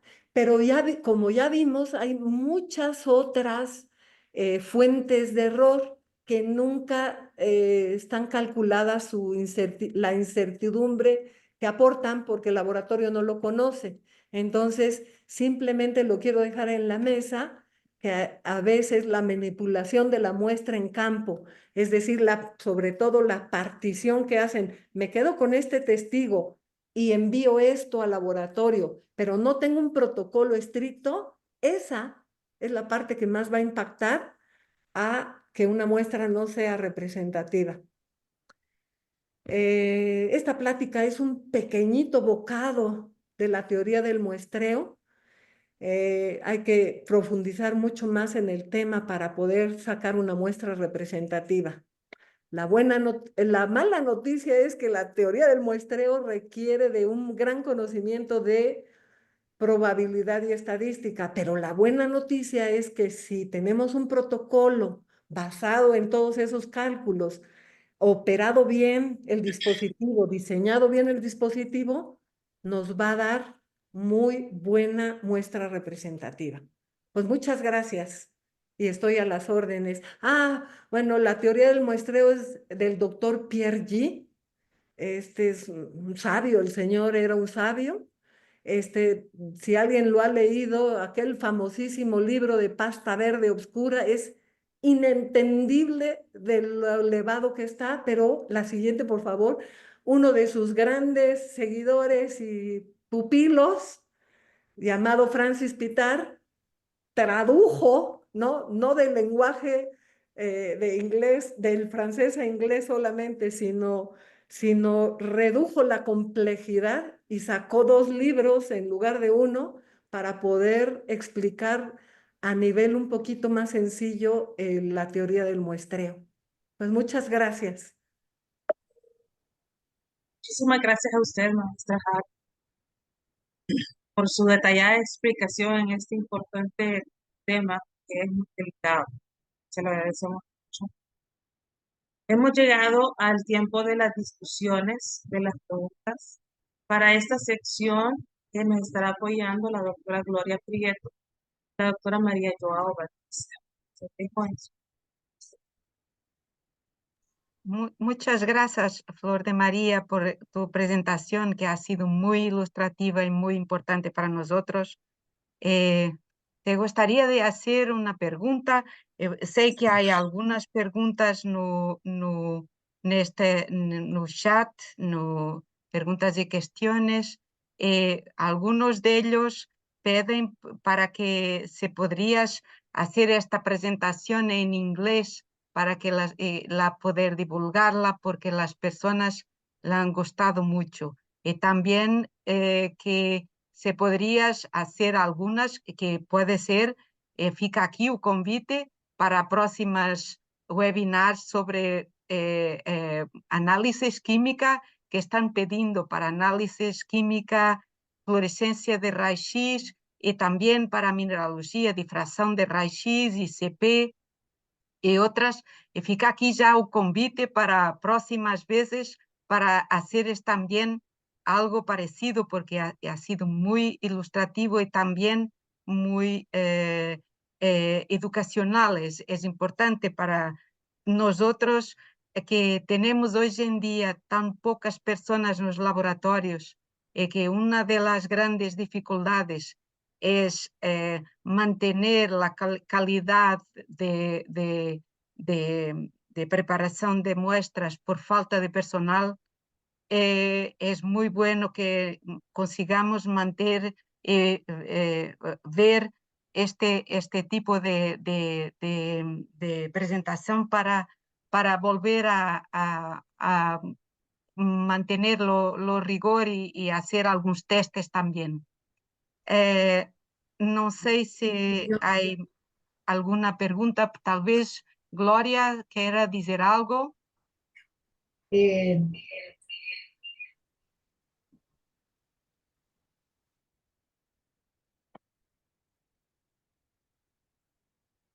Sí, lo que quería decir es muchas gracias, Flor, por esta excelente presentación en términos de todo lo que son las bases de la preparación de muestras. Y esto es porque algunos de los que tenemos de background química o ingeniería química y nos toca en el laboratorio, casi siempre somos los culpables, por decirlo de alguna manera, de la calidad del dato y nos dicen, pero ya Flor de María explicó las experiencias que ha tenido. Entonces quisimos dar lo que son las bases de esa preparación, una pequeña parte de esa preparación de muestras. En el chat han aparecido un buen número de inquietudes, los cuales hemos tratado de responder en el chat mismo, diciendo que consulten algunas páginas en donde hay protocolos de muestreo y también protocolos de preparación. Se ha invitado a la página de la Comisión de Líneas Base Geoquímica Global de la IUCS, pero también se ha invitado a la página del Servicio Geológico Mexicano y a la página de ASME, en donde hay unos manuales de muestreo para tener un overview de lo que es el muestreo en campo y lo que es la fase de preparación. Hay algunas preguntas que están dirigidas directamente a Flor de María, que son las dos últimas, que yo creo que ella puede, porque están dirigidas directamente al Servicio Geológico Mexicano. Entonces, Flor de María, no sé si las quiere responder de una vez, y sabemos que hay otras preguntas dedicadas a sedimentos y específico a rocas, y estamos contestando que en el día de mañana los servicios geológicos de Iberoamérica estarán haciendo presentaciones específicas sobre el tema de rocas, de suelos y sedimentos. Hay otros tipos de muestras, por supuesto, tipo de muestras geoquímicas para diferentes estudios, investigaciones.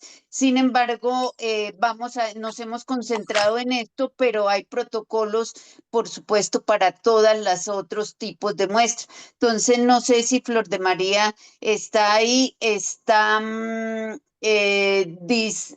no sé si ella tiene acceso a las preguntas o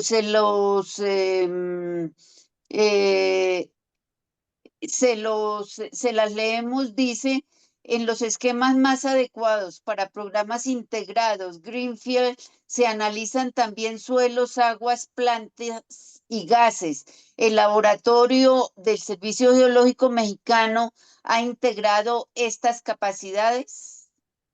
Flor.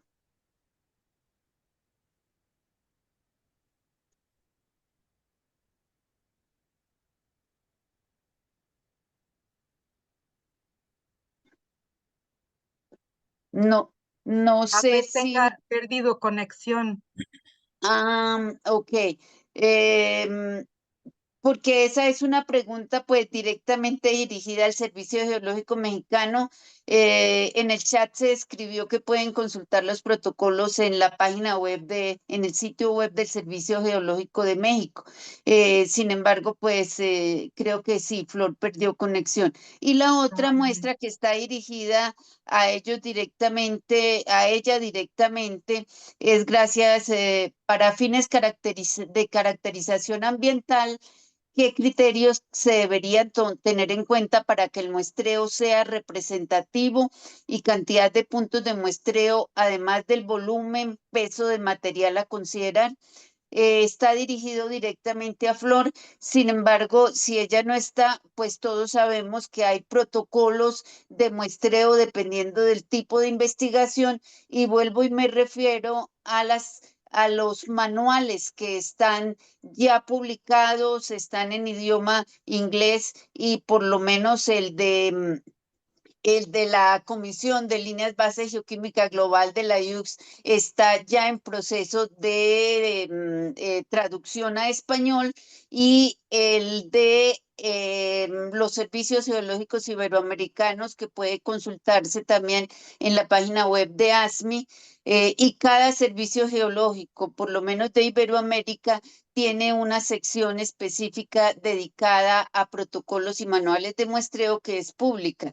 Entonces los invitamos a dirigirse a esas, y sé muy bien que el Servicio Geológico Mexicano, todos lo sabemos, como participante en nuestra asociación, también tiene estos protocolos publicados y los pueden tener acceso a ellos, porque en esta sesión no podríamos dedicarnos a contestar, digamos, los protocolos de muestreo particulares.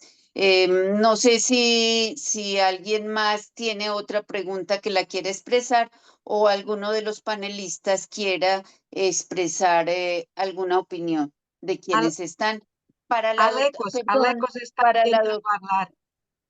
Listo. Y para la doctora Ana, si está todavía, no sé si ya se retiró, también había una pregunta específica.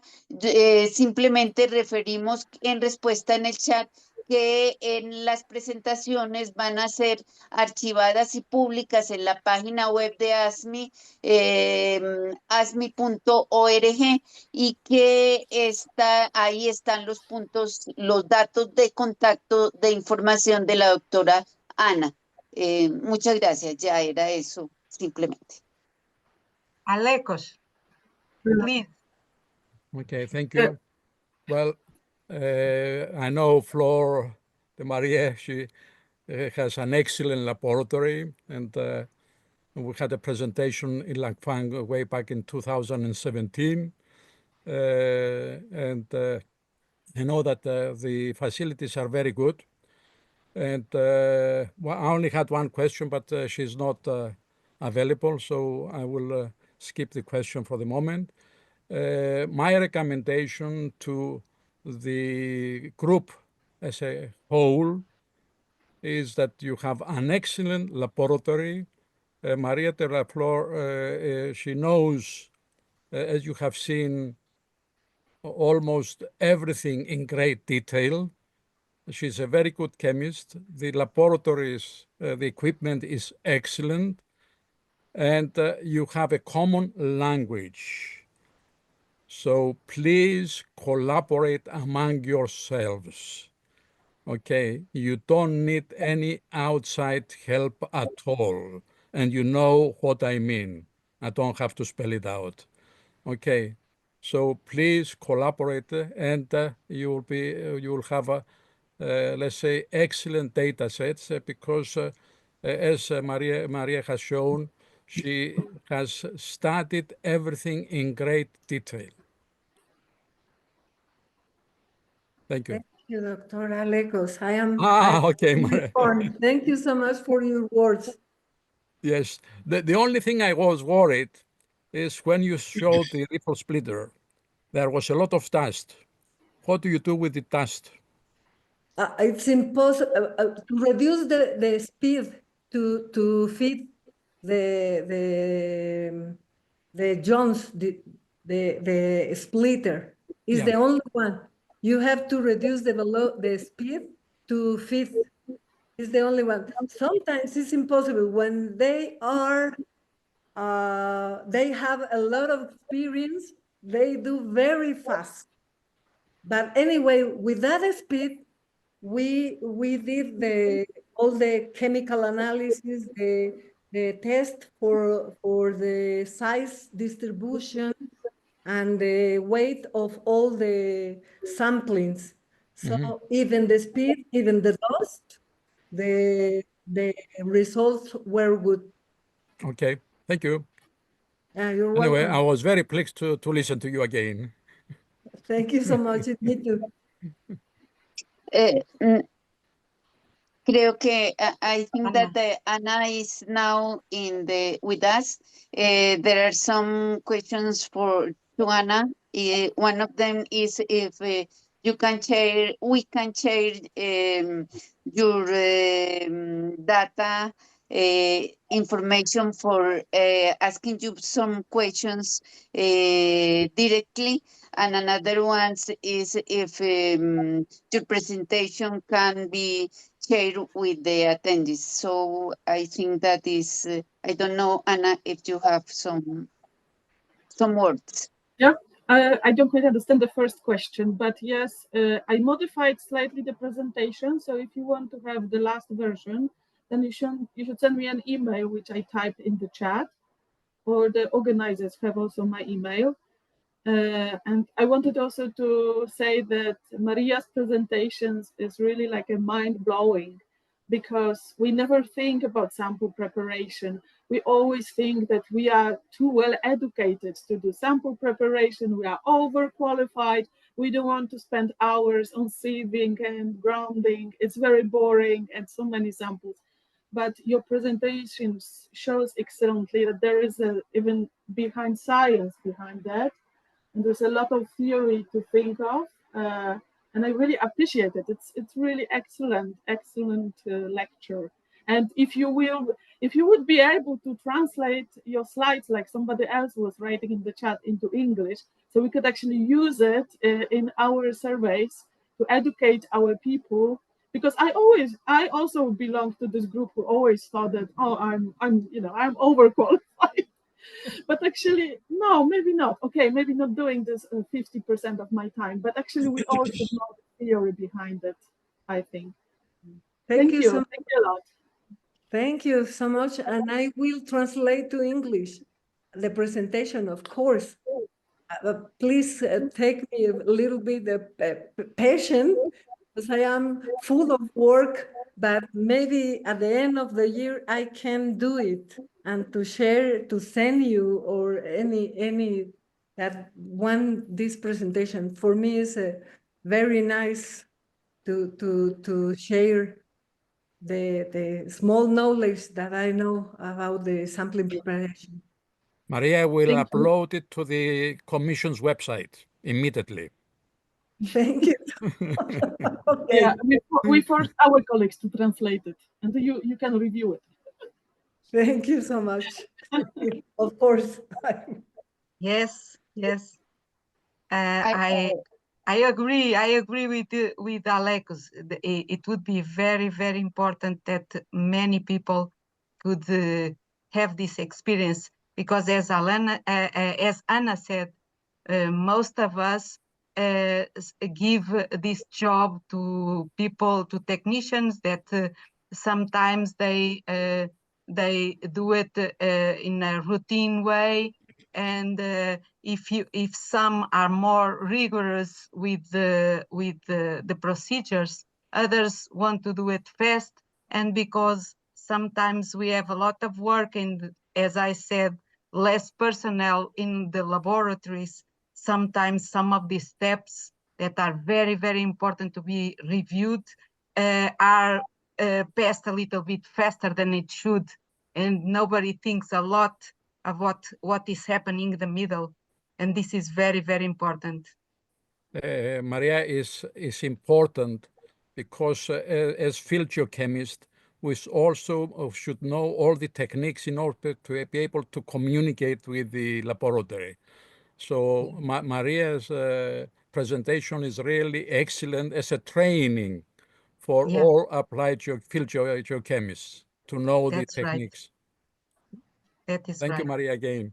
Thank you so much. Thank you, all of you. Flor de María, yo creo hay una pregunta que está dirigida a ti directamente que dice, en los esquemas más adecuados para programas integrados Greenfield se analizan también suelos, aguas, plantas y gases.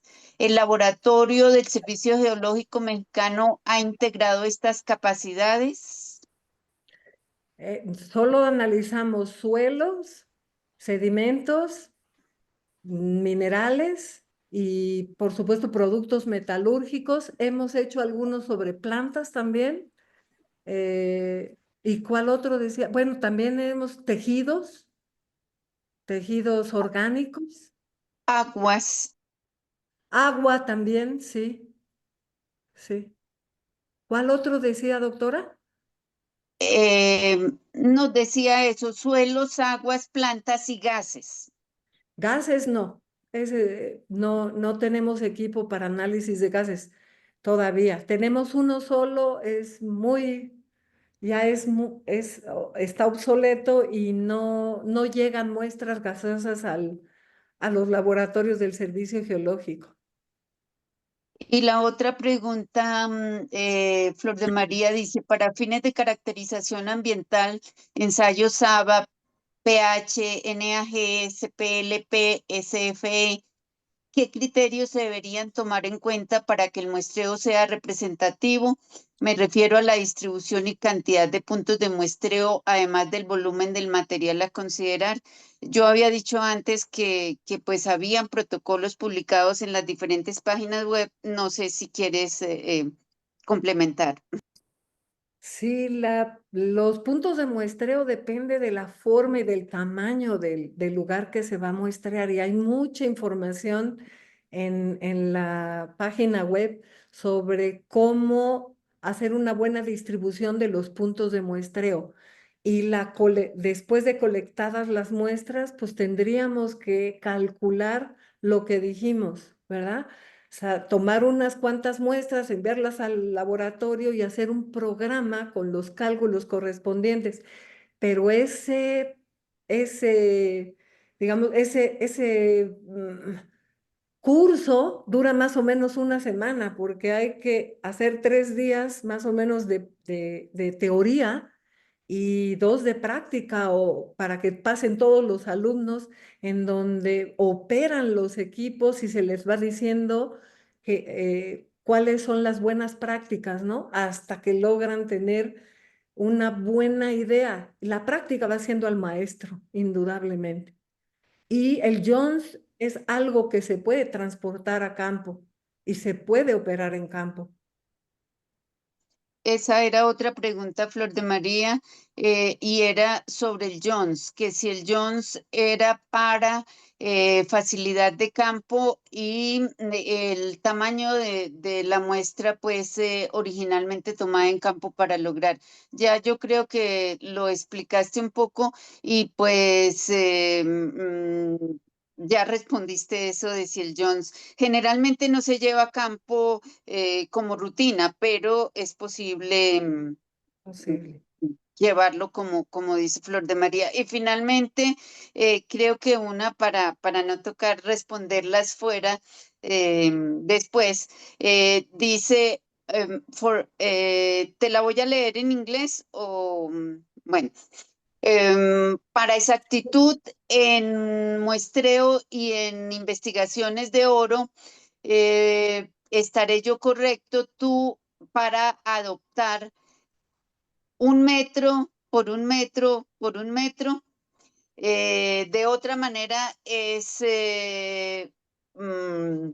muy agradable para nosotros que somos geocientíficos. Entonces, no sé, dice, te la leo en inglés por si la traduje mal: for accuracy in sampling and investigating for gold, did I get you right to adopt 1 meter plus 1 meter plus, no,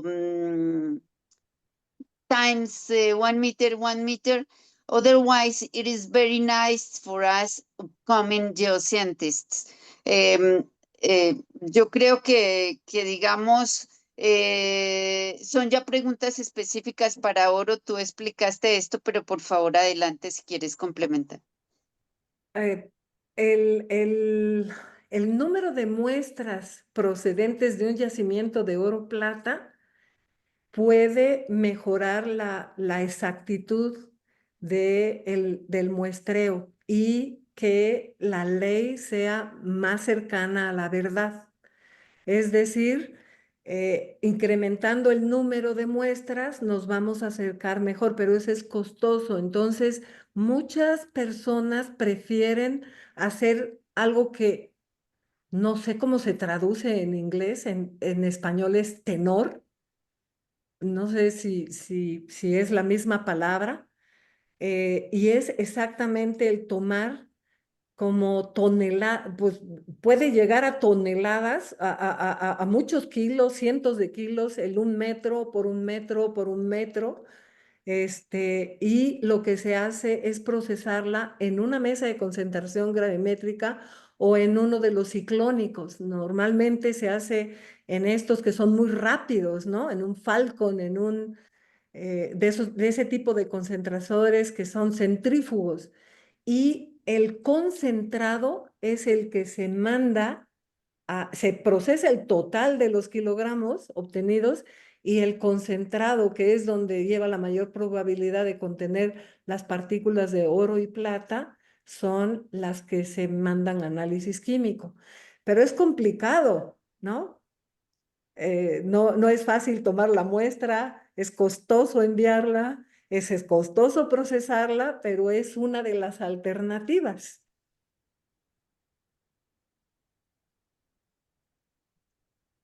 Hay una última aclaración que dice, McKevin, mi comentario de la cantidad de muestras geoquímicas iba referida un poco a lo que indica la ecuación de Price para determinar las muestras en campo. No sé si quieres complementar algo a la respuesta que ya diste, Flor. Pues normalmente lo que nosotros nos fuimos a pruebas experimentales, ¿no?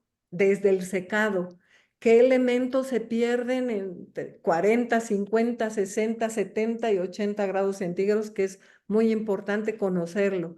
Y después nos fuimos a pruebas con distribución granulométrica y con contenidos químicos. Así fue como nosotros definimos el protocolo de muestreo. No nos basamos y lo hicimos con muchos tipos de muestra para poder homologar un solo protocolo, ¿no? No nos estamos basando en alguna teoría. Por supuesto que las leímos, pero nos basamos en pruebas experimentales.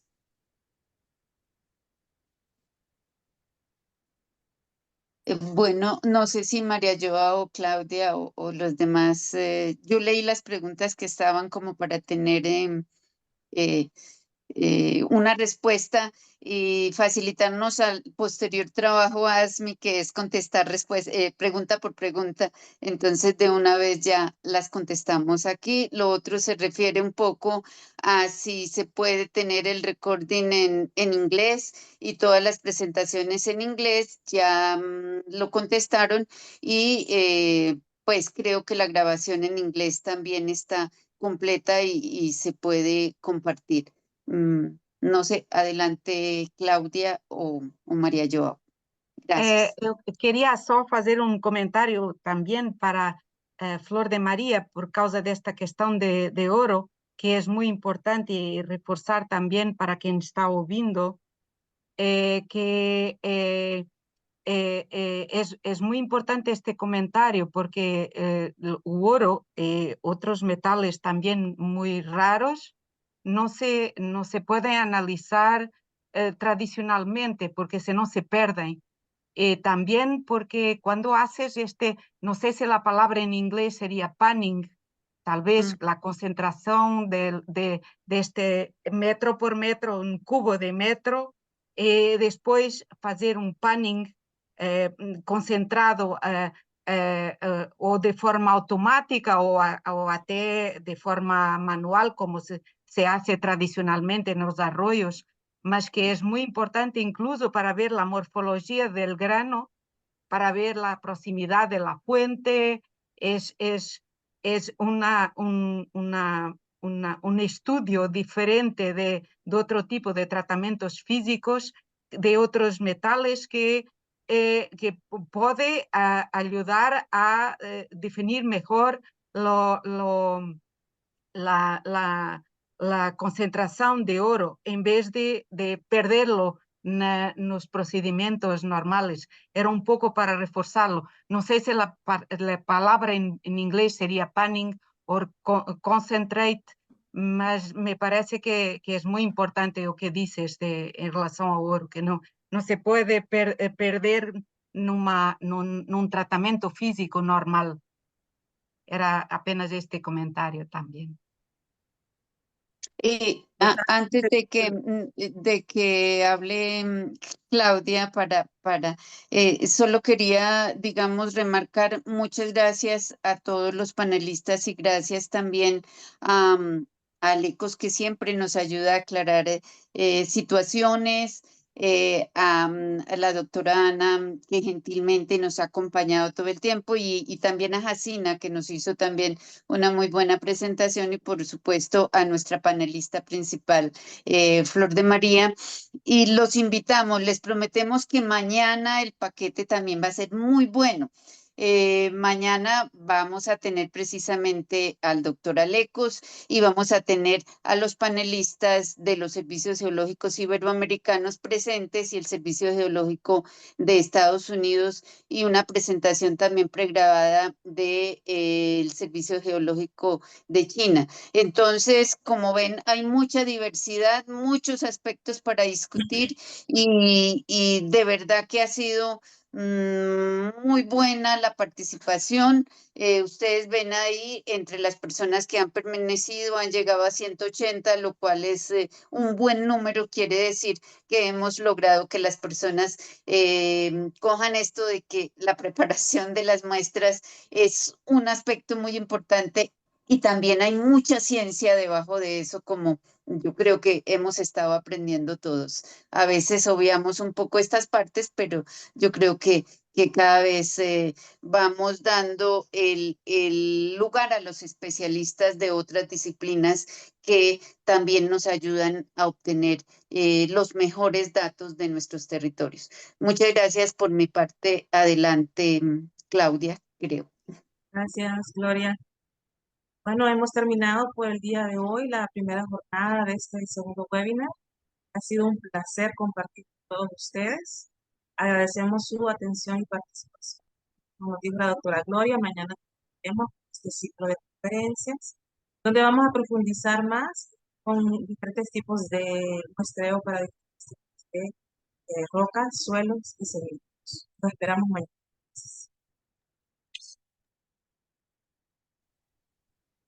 Muchas gracias. Muchas gracias. Muchas Hasta gracias. mañana. Buen día. Buen Buen día. día. Gracias. Gracias. ¿Qué Maria, pasó? I will answer your question tomorrow. Thank you.